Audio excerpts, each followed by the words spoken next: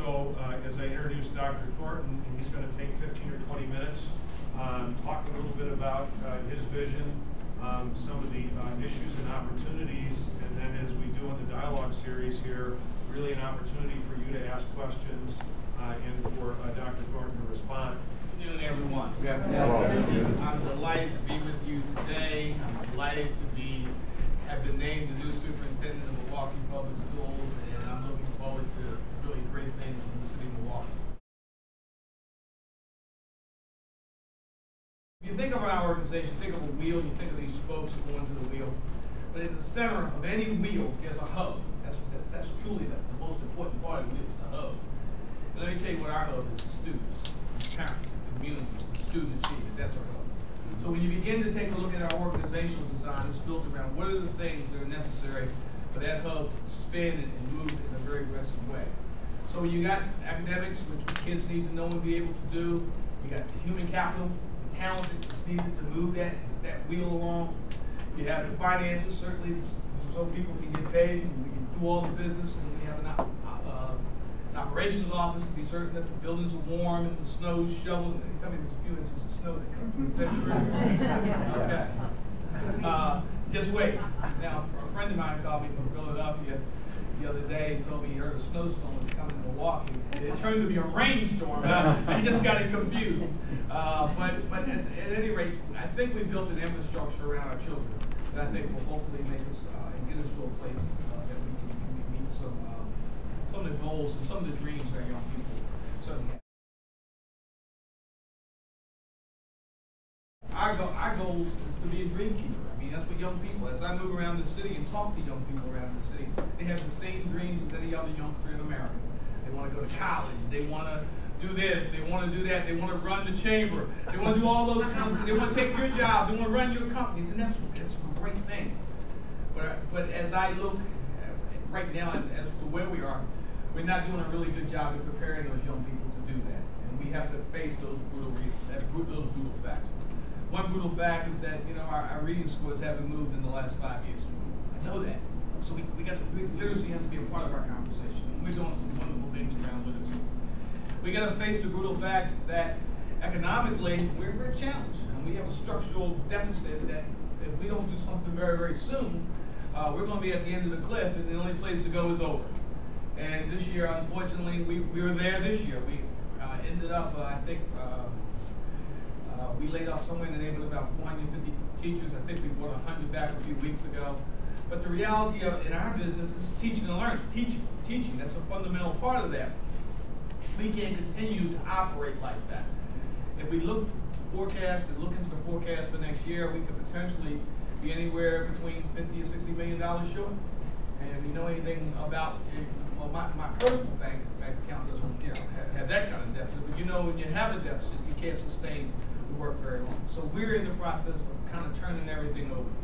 So as you look at our work, big focus around student achievement. The next big focus of our work is around basically efficient and effective operations, making the operations run well. I don't believe there'll be additional dollars coming to Milwaukee. So we're going to have to play the cards we have. We're going to have to be very resourceful. We're going to have to be efficient in our thinking. So as you watch going through the year, we're going to probably leave no stone unturned. We're going to take a look at how we deliver food to 83,000 children. We're going to look at how we transport 83,000. We're going to look at how we keep those young people warm, every aspect of the work. And then we're going to face some brutal reality, because at one time this city was 125,000 students in Milwaukee Public Schools. And now we have 82,000, 83,000.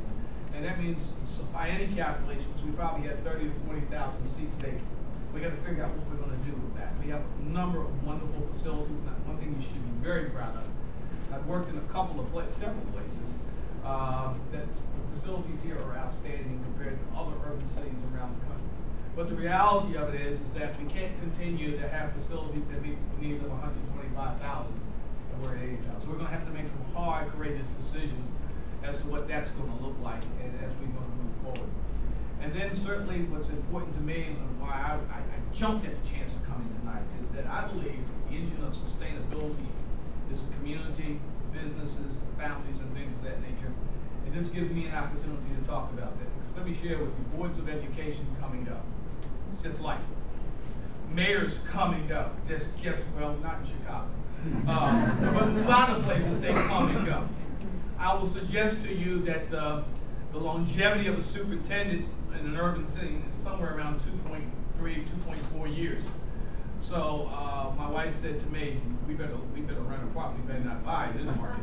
So, but my point is the community stays, the businesses stay.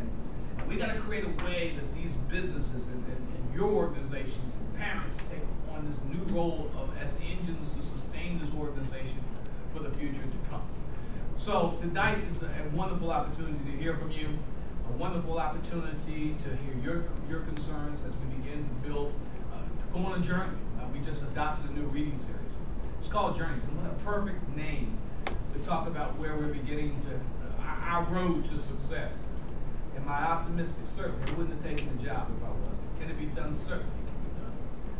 I'm of the belief that we have the right students, we have the right teachers, we have the right community, we have the right people in this room, and we're in the right city. When you put all those things together, you got a wonderful formula for academic success for the young people in this city. We'll just throw it open. Good. Maybe I'll give you an icebreaker here Good. to start. You've worked in a lot of school districts around the country, run some successful school districts. Coming to Milwaukee, it's a city that probably has more parent choice than most urban districts in the country. What's different or unique about operating a district here, or is it different? Not very, several frameworks. Real quickly, some of the places I've worked, I hate to tell them all because you're going to say, my gosh, this guy can't keep a job. And I was with them all a substantial period of time. I just started very early in my career. Charlotte-Mecklenburg, I think certainly is premier school district around the country, did a whole lot of work, began some work around choice. Went to Winston-Salem as assistant superintendent, and there was some choice work being done, to give you some context and background. Left Winston-Salem and probably went to one of the best school districts in America. I was deputy superintendent, promoted there, Montgomery County, Maryland, and very, very different. Very, very different with respect to choices. But a wonderful district, and by most standards, one would say Montgomery's in the top 5 in America. 140,000 kids, a lot larger. Charlotte was about 125,000 kids, a lot larger. And then one day I had opportunity to go home. I'm from Philadelphia, and we went home, and I became the CAO there. Philadelphia, probably when I got there, was about 225,000 kids. Very, very diverse, and a whole lot of choice schools. And I've always been of the belief that we want to give our parents good choices. Let me get right into it. And choices are very important. One of the attractions to Milwaukee was choice. Some of the belief that, when I went to school, let me back up, there were very few choices. You either had the finances and wherewithal to go to private school, and we didn't, when you went to public school. And as a result of that, now I had the benefit of really great education. And as a result of that, as I've seen things happen in America, many of our young people are not in quality schools. You have to sometimes know how to navigate systems and who you know and all those kinds of things. And I wanted to get all that out of it. I wanted the zip code not to be the driving factor as to determine whether a kid was successful. So here comes Milwaukee, and Milwaukee has all these wonderful choices. So I started getting in and found out that, yeah, there's a lot of good stuff going on. But where the work has to be now is making certain the choices are effective and are high performing, so have high performing supports for young people. So the attraction here, and it's kind of a nexus of Philadelphia, just a lot smaller, it's a couple 100,000. But I think I'm positioned because of those jobs to really begin to do the deep work that needs to be done here, and that's basically looking at all our choices, making certain those choices are good for all children, making certain that parents become really good consumers of choice, and at the same time, in this financial crisis we're in, is the choices that are not good, I need to get them off the menu. And as a result, I think we're going to be positioned to hopefully move the organization forward.